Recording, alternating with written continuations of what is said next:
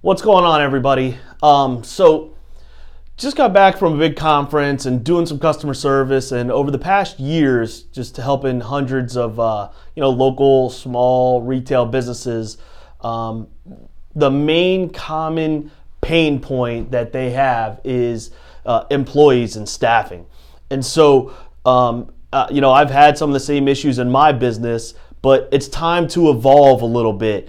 And what I've noticed, especially at this big expo that I was at, was a lot of people just don't want to get out of the old mentality of doing things. So they're so used to people wanting to come to work for a paycheck or for, just making ends meet. And that was okay for them. But that's not okay for a lot of people anymore. And that's why you're starting to see the struggle of finding good entry-level line employees, part-time staff, things that make a restaurant or a dry cleaner or a car wash, a salon successful is those employees that we have on the front lines of the business.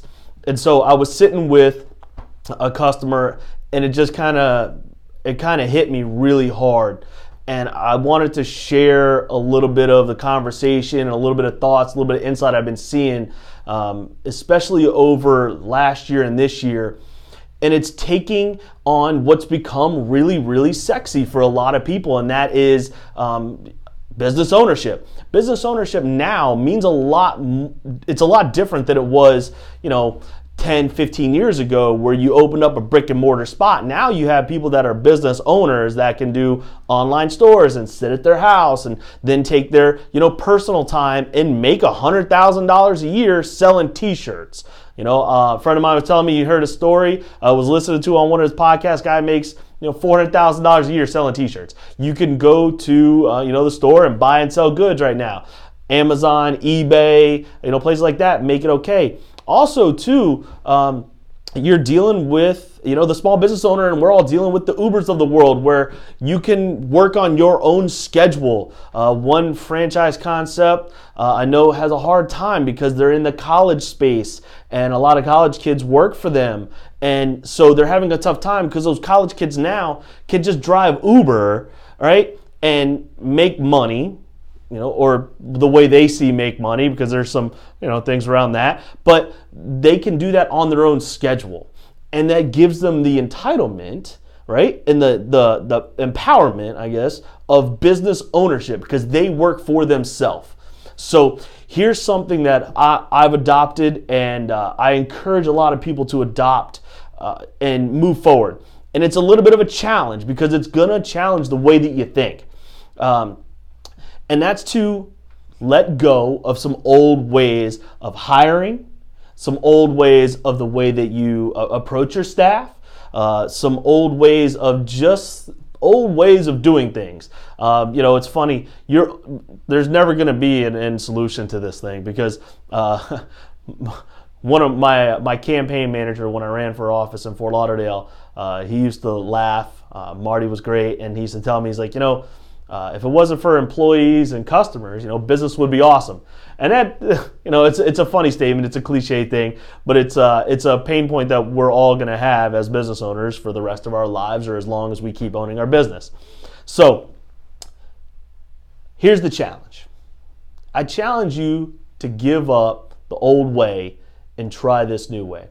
Give up a little ownership. Okay, and here's what I mean. A lot of people want to get their people incentivized.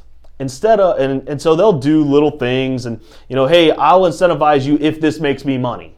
If this makes me money, I'll incentivize you to do it.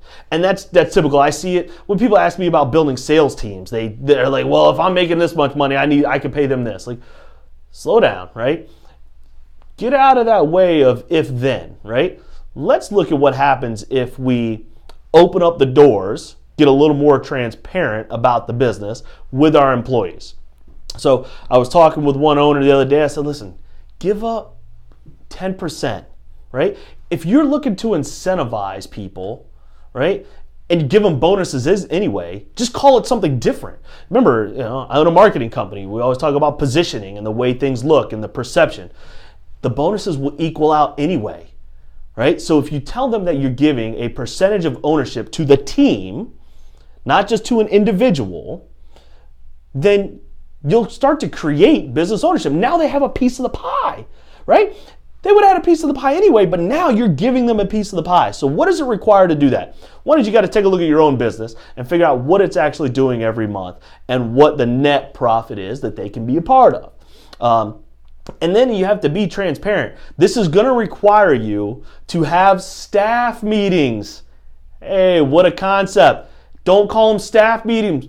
Call them team member meetings. Call them family meetings. Call them ownership meetings. Doesn't matter, right? And whatever you want to call it, but you're actually going to have them about once a month, and you make them mandatory. Guess what? If they're a part owner, it's part of the business. You're not signing any formal documents with them. They're not taking over. If they leave, they're out, right? You just make it so that you're not legally contracted to somebody that's in your business. You can also put parameters in it. You could call it profit sharing. So you can make sure that somebody has to be an employee longer than 90 days so that they have to stick it out. Then you have to, then you could do things like, hey, if you no call, no show during the 1 month, you're out. You don't get a piece of the pie.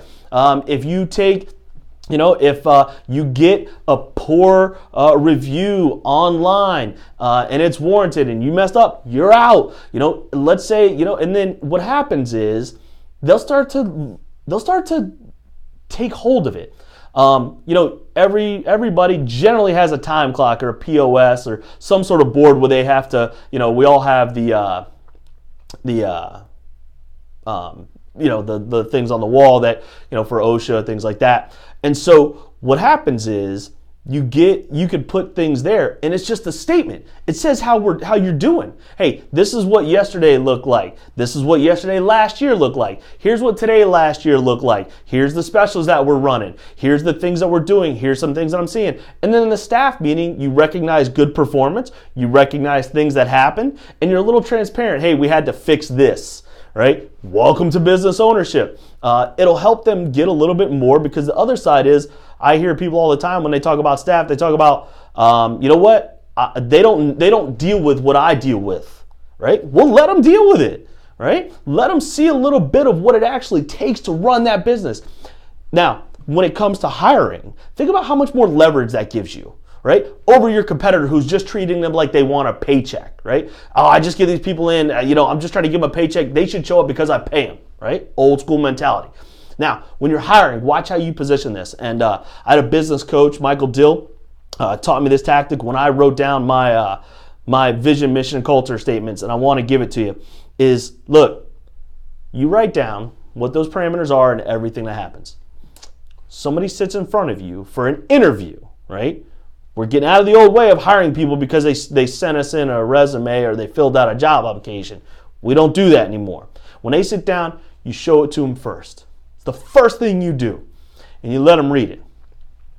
If their eyes light up and they go, wow, this is really cool, you keep doing the interview. If they go, all right, whatever, thank you for your time, you get up and you walk away. That's going to be the hardest part for a lot of you. It was tough for me. Because sometimes we get into desperate situations. But guess what? Now you have a culture of ownership. And guess what ownership means?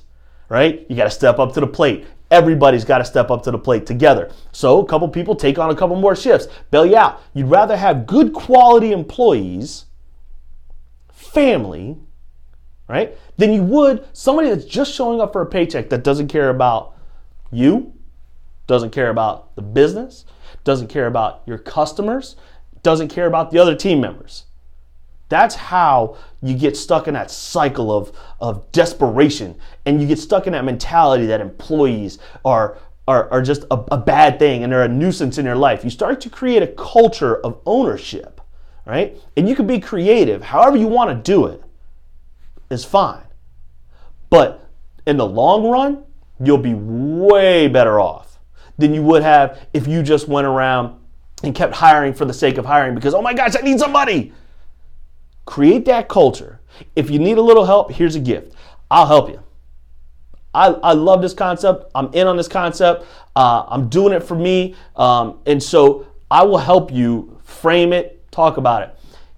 if you listen to this whole thing and you're going through, I really appreciate it because you all know I'm on a mission to help a lot of people. But here's another gift. Your first staff meeting, the next one you do, I will come for free, bring food, right? Probably pizza because you know I love pizza. I'll bring the food and I will conduct however long you want, 10, 15, 20 minutes on customer service. My background in the hotel business, I'm able to provide a lot of customer service tips, tactics, hacks, things that you can do differently that will increase your ticket size and your frequency, and it'll help your employees make more money. So it's a win-win for both. I'll do it for free because I believe in this mission. I believe that this will change a lot of people, and we'll go from a desperation mentality of employees to a family, or as some owners call it, a dysfunctional family type of mentality. So I hope that you got a little piece of this. I would love your comments and what you're thinking. Some obstacles you may foresee, things like that. I'm happy. I'm in. Let's get the dialogue started around this concept, because I'm telling you, if we can impact our own businesses and we could start to generate that momentum, a lot of other people will do it too. And a lot of other people will be successful, and that's what we're all doing. We're all trying to help each other be successful as small business owners and really build this community of success. I appreciate your time, taking the time to listen to this, taking the time to watch the video. Please, please, please leave your comments. Send me over whatever you have. If you don't agree, I don't care. Let's just talk about what it actually means. Thank you. Have a great day.